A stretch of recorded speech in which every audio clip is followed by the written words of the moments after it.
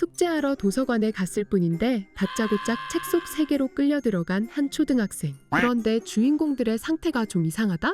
우애 깊은 헨젤과 그레텔은 서로 심한 말하기 바쁘고, 긴 머리가 매력인 라푼젤은 칼단발 유지 중이고, 사과 먹고 쓰러졌던 백설공주는 폭식 공주가 되어버렸는데, 무언가 잘못돼도 너무 잘못되어버린 세계.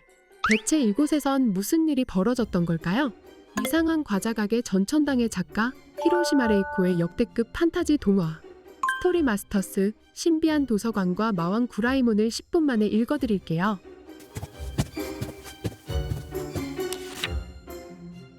오랜만에 동네 도서관을 찾은 소스케. 소스케는 서가를 둘러보다 그림 동화집이라고 적힌 책을 발견합니다. 반가운 마음에 책을 집어들고 읽기 시작하는 소스케.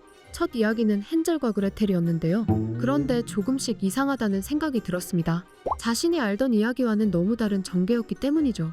그때 갑자기 커다란 목소리가 들리더니 소스케는 순식간에 세계도서관이라는 휘황찬란한 곳으로 소환됩니다. 그곳에서 만난 비렐름이란 남자는 다짜고짜 망가져버린 이야기를 구해달라며 소스케를 책 속 세계로 보내버리는데, 사실 이야기가 엉망이 된 이유는 마왕 구라이몬 때문인데요.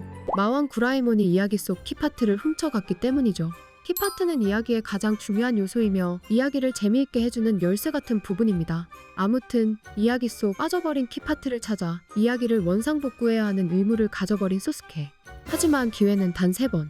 키파트를 3번 잘못 적으면 소스케는 영원히 책 속 이야기에 갇히게 됩니다. 과연 소스케는 이야기들을 원래대로 돌려놓고 무사히 집으로 돌아갈 수 있을까요?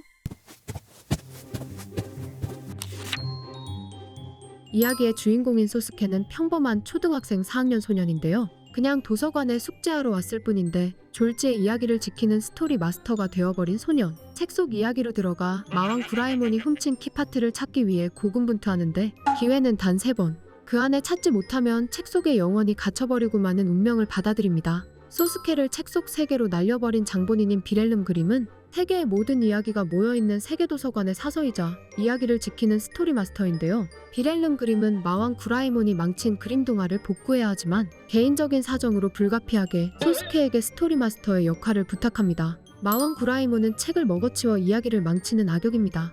사람들이 오랫동안 사랑하며 즐겨 읽은 이야기들을 재미없게 만들어서 사람들의 상상력을 빼앗죠. 마왕 구라이몬의 곁에서 함께 음모를 꾸미는 정체불명의 소녀. 10살 정도 되어 보이는 외양에 프랑스 인형처럼 예쁘게 생겼는데 흑막의 느낌이 물씬 납니다. 과연 그녀의 정체는 무엇일까요? 감동적인 형제애를 보여주는 동화 헨젤과 그레텔 속으로 들어간 소스케. 그런데 헨젤과 그레텔은 현실 남매를 넘어 리얼로 사이가 망해버린 듯한데, 하물며 그레텔은 마녀의 제자가 되어 오빠를 잡아먹겠다는 마녀의 계획에 동조합니다. 소스케는 이러다가 정말 큰일 나겠다 싶어 마녀 몰래 과자집에 들어가 그레텔을 설득하고자 합니다. 하지만 거절하는 그레텔. 오빠한테 쌓인 게 많아 보입니다. 오늘도 오빠 혼자 빵을 다 먹었단 말이야. 먹을 게 그 빵밖에 없었는데 혼자 다 먹어버렸어. 얄미워 못 견디겠다는 듯이 말하는 그레텔을 보다가 소스케는 퍼뜩 깨달았습니다. 잠깐, 그럼 빵이 없었던 거야? 그래, 소스케는 이거다 싶어 흥분했습니다. 만약 빵이 있었다면 헨젤과 그레텔은 다투지도 않고 그레텔도 마녀의 제자가 되겠다는 생각은 하지 않았겠죠. 소스케가 책을 펴고 크게 빵이라고 적자 이야기가 다시 휘리릭 처음으로 돌아갑니다. 하지만 달라지는 건 없었죠. 그리고 실수로 마녀의 눈에 띄고만 소스케. 마녀와 그레텔에게 잡혀 우리에 갇히고 마는데 소스케에게 남은 기회는 2번.